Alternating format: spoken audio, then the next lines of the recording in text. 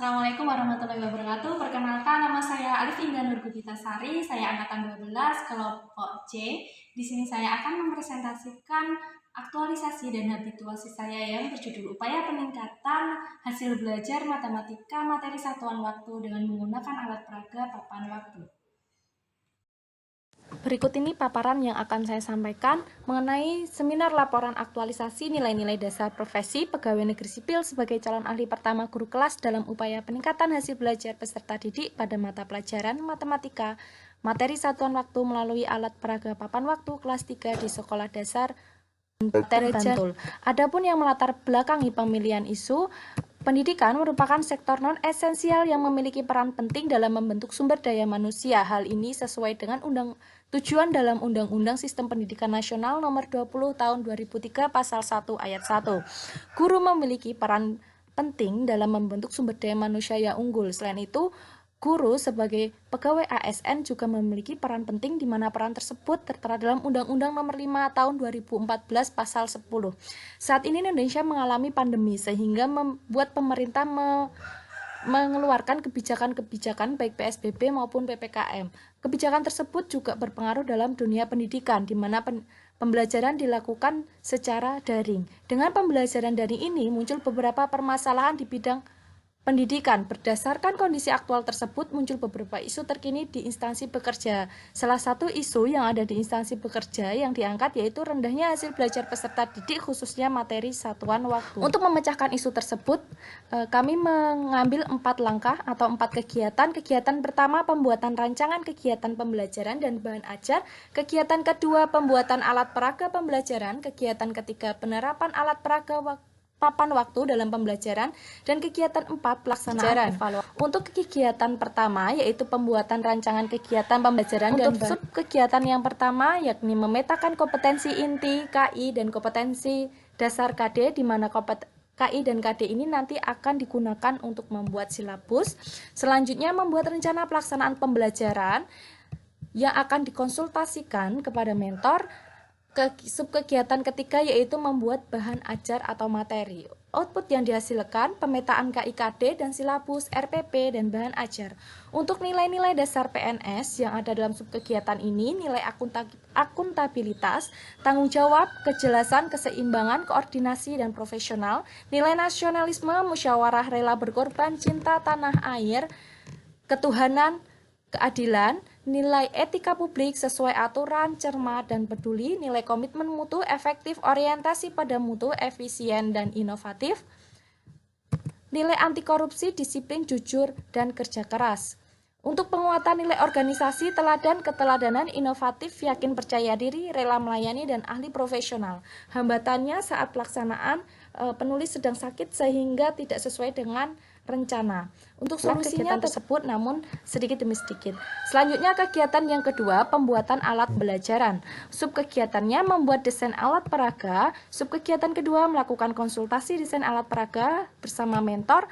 Subkegiatan selanjutnya membuat alat peraga papan waktu, dan selanjutnya melakukan uji produk alat peraga bersama mentor.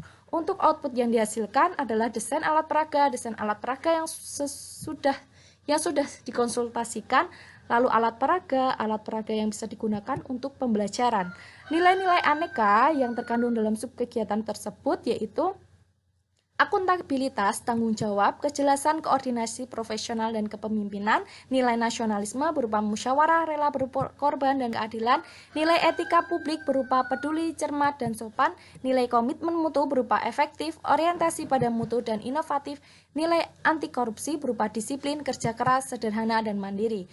Penguatan nilai organisasi berupa selaras, teladan, keteladanan, inovatif, yakin, percaya diri, dan rela melayani. Hambatannya masih sama saat kegiatan kedua, penulis masih sakit sehingga sedikit demi sedikit. Untuk kegiatan ketiga, penerapan alat peraga papan waktu dalam pembelajaran, silahkan simak video berikut. Sub kegiatan pertama yaitu menjelaskan cara penggunaan alat peraga. Sebelum dijelaskan cara penggunaan alat peraga, siswa distimulus dengan memberikan beberapa pertanyaan.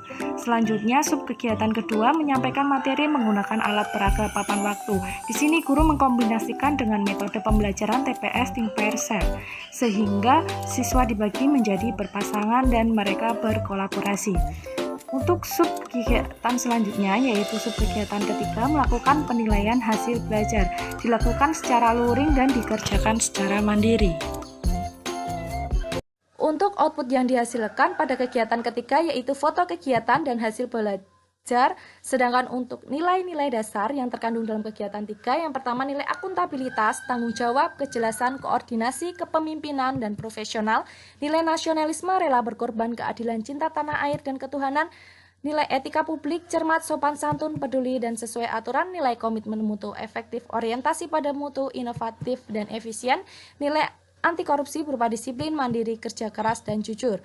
Untuk penguatan nilai organisasi, teladan keteladanan, inovatif, yakin percaya diri, rela melayani, dan ahli profesional.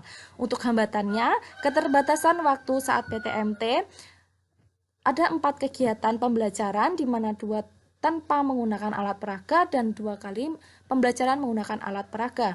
Untuk solusinya, tanpa menggunakan alat peraga dilakukan saat penulis melaksanakan kegiatan yang kedua, sehingga kegiatan jalan dan berlangsung tepat waktu.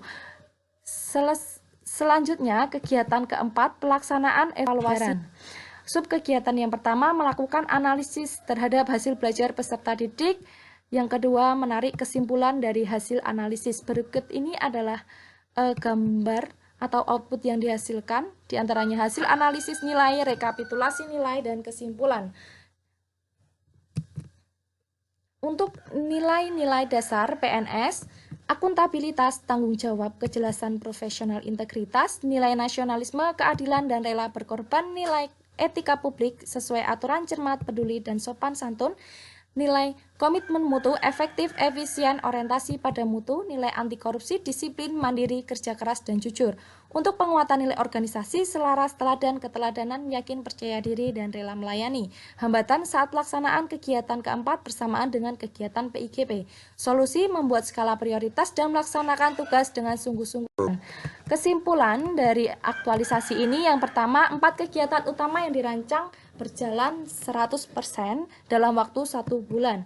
Selanjutnya, dengan memanfaatkan alat peraga, terbukti dapat meningkatkan hasil belajar peserta didik. Kesimpulan yang ketiga yaitu penulis dapat mengidentifikasi keterkaitan nilai-nilai dasar PNS dalam semua kegiatan yang dilaksanakan dalam laporan aktualisasi, dan nilai-nilai dasar tersebut dapat diterapkan dalam kegiatan aktualisasi, sehingga dengan menerapkan nilai profesi PNS dapat meningkatkan kualitas diri PNS. Saran yang pertama, bagi peserta didik diharapkan dapat berpartisipasi aktif saat pembelajaran sehingga mudah menerima materi. Peserta didik diharapkan rajin berlatih dan mengerjakan soal. Yang kedua, bagi guru harus selalu menanamkan nilai dasar profesi PNS. Guru selalu memberikan motivasi kepada peserta didik. Guru memotivasi rekan guru lain untuk berpartisipasi dalam proses pembelajaran dengan memanfaatkan alat peraga. Selanjutnya, bagi sekolah harus memberikan dukungan pada proses pembelajaran inovatif. Sekolah terus dapat memotivasi guru supaya terlibat aktif pembelajaran inovatif. Sekian pemaparan dari saya. Terima kasih. Wassalamualaikum warahmatullahi wabarakatuh.